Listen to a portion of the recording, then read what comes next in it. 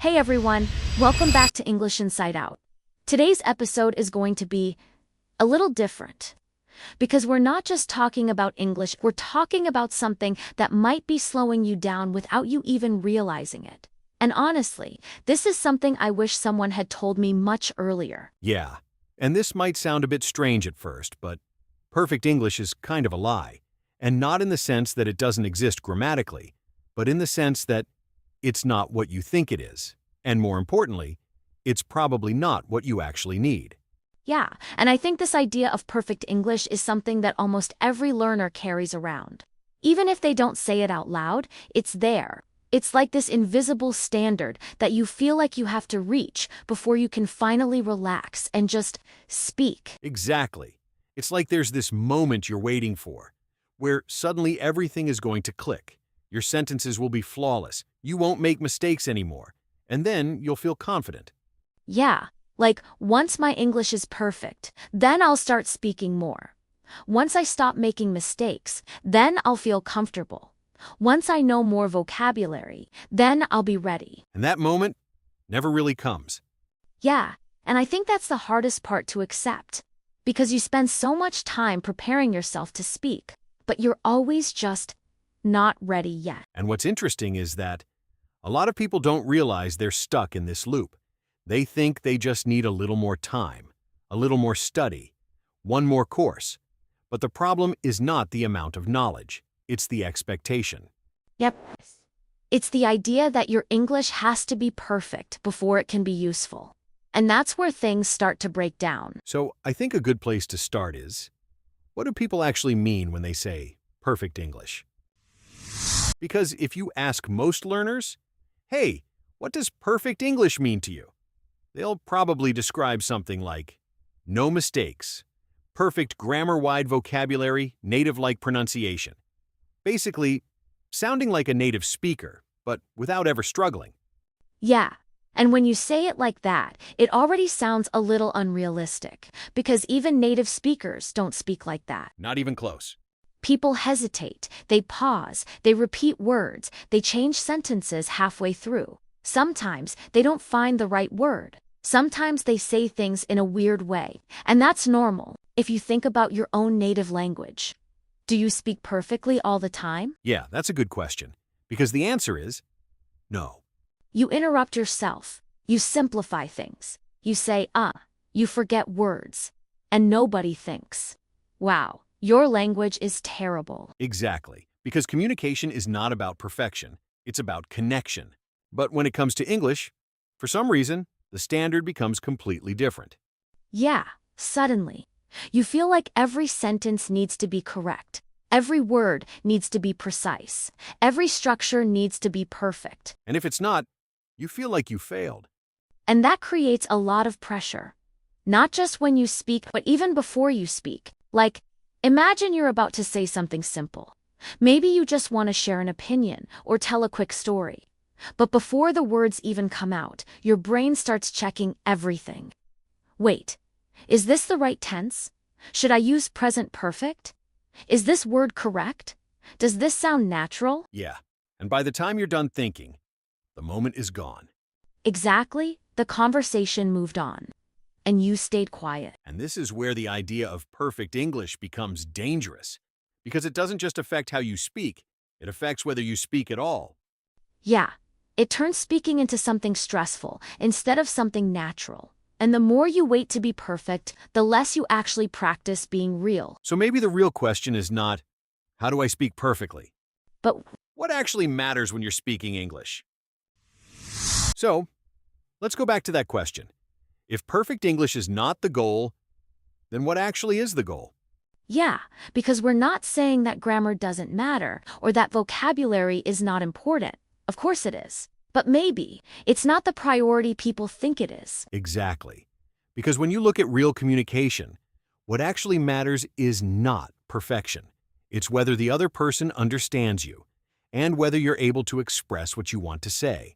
And this is where the idea of fluency comes in. But even fluency is often misunderstood.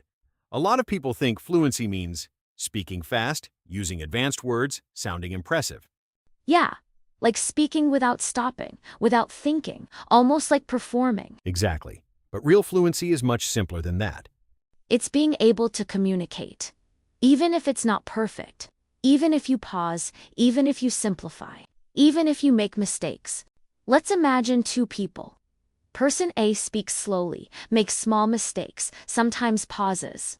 But you understand everything they say. They can explain ideas, tell stories, ask questions. You can have a real conversation with them. And then person B has perfect grammar, knows a lot of vocabulary, but hesitates a lot, overthinks, struggles to respond in real time, and the conversation feels difficult.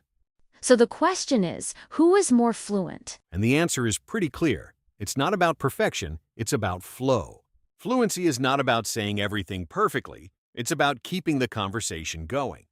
Yeah, it's about being able to stay present in the conversation, instead of getting stuck inside your head.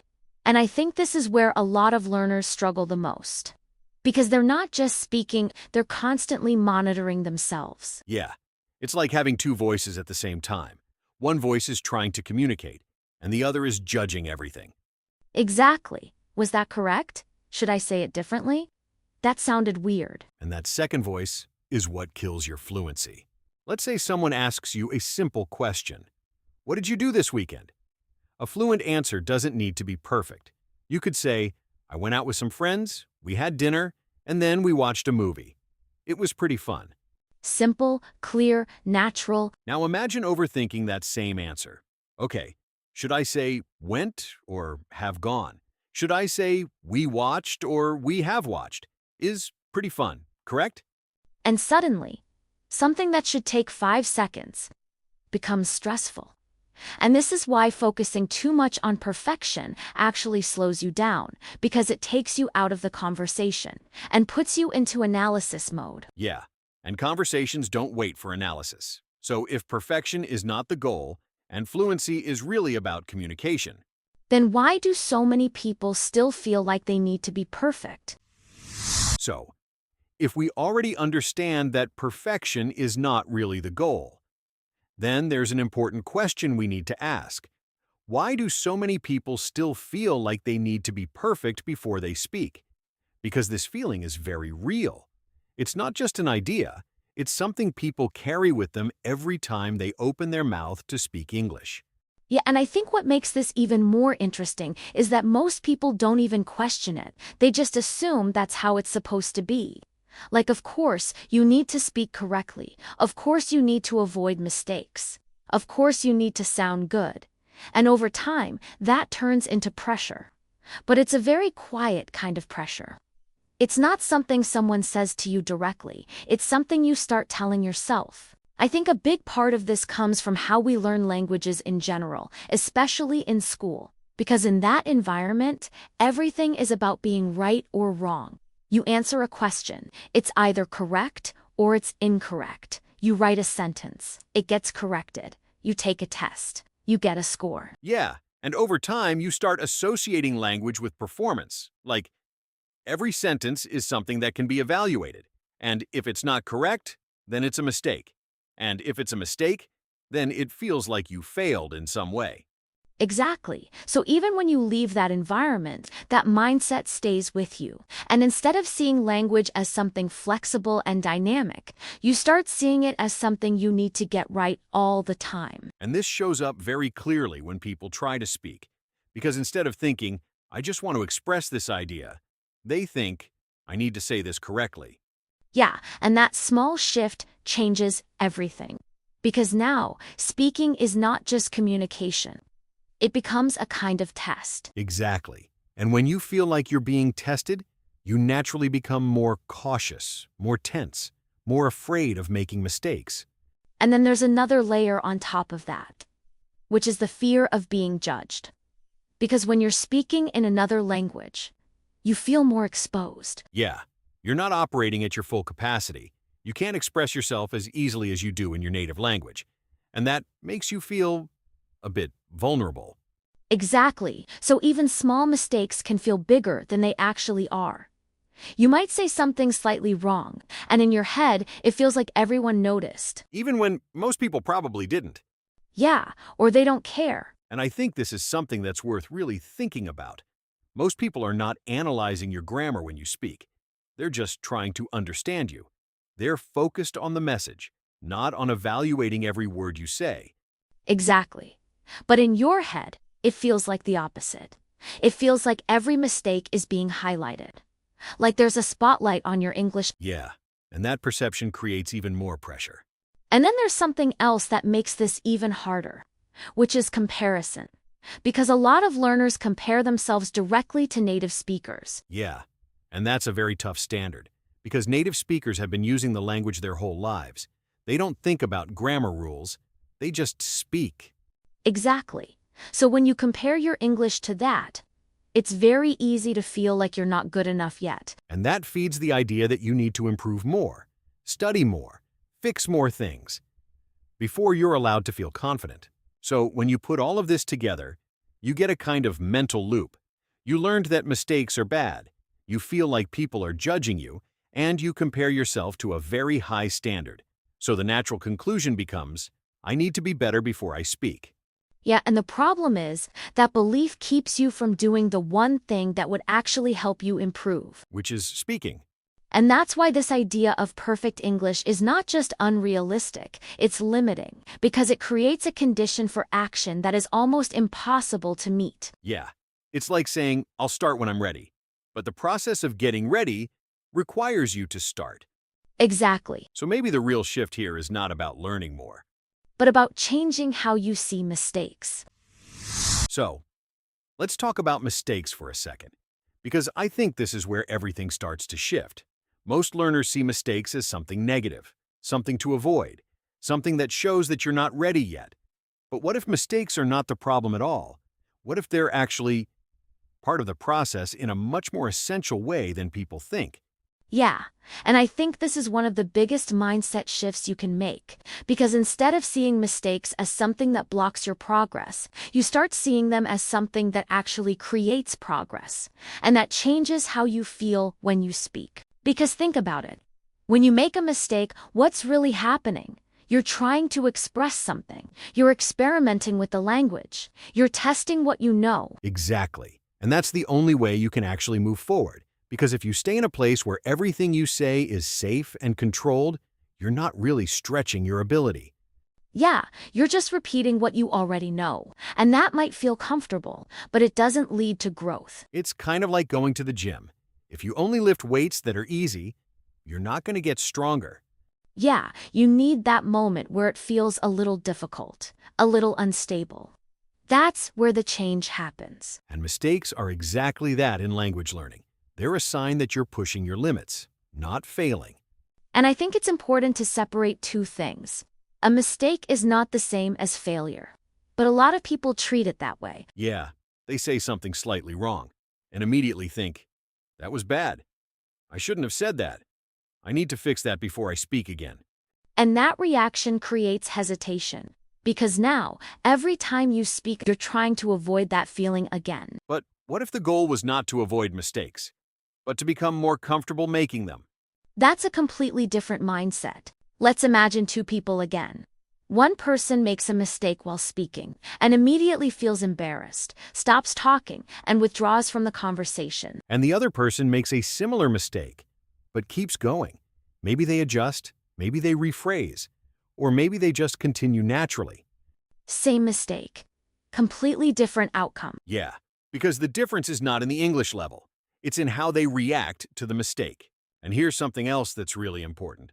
Not everything you think is a mistake is actually a mistake. Yes, that's such a big one. Sometimes you say something and in your head you're like, that sounded wrong. But from the outside, it was completely fine. Yeah, maybe it wasn't perfect, but it was clear, natural, understandable. And that's enough. I think a lot of learners are much harder on themselves than they need to be. They're constantly correcting things that don't actually need correction, and that creates unnecessary tension. Yeah, it's like you're trying to fix something that isn't broken. So maybe the goal is not to eliminate mistakes. But to change your relationship with them. Yeah, to see them as something neutral, even useful. Because once mistakes stop being a threat, speaking becomes much lighter. So if perfection is not the goal, and mistakes are not the enemy. Then, what should you actually focus on?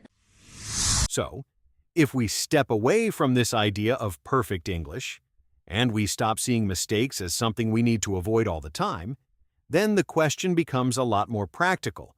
What should you actually focus on if your goal is to sound more natural? Because that's what most people want at the end of the day. Not perfection, but that feeling of speaking in a way that feels real, comfortable, and easy. Yeah, and I think this is where things start to become a lot simpler, because sounding natural is not about adding complexity. It's actually about reducing pressure. It's about letting your speech be a little imperfect, a little flexible, and focusing more on communication than on structure. Let's take a very simple example. Imagine someone asks you, "How was your weekend?" A perfect answer might sound like this: "My weekend was very enjoyable. I went out with my friends and we had a very pleasant dinner." Yeah, that's correct, but it feels a bit distant. Exactly, it sounds like something from a textbook. Now compare that with something more natural. "Yeah, it was pretty good. I went out with some friends. We had dinner. It was nice." Same idea, but completely different feeling. Yeah, it feels more relaxed, more real, more natural. Exactly, and comfort comes from not overthinking every word. If you look at real conversations, they usually have a few things in common. They are not perfectly structured. People use simple vocabulary, they repeat words, they pause, they adjust, and they use all those small expressions we talked about in the last episode. Yeah, things like, kind of, just all of that helps create flow, even if the sentence is not perfect. Let's do a quick comparison again.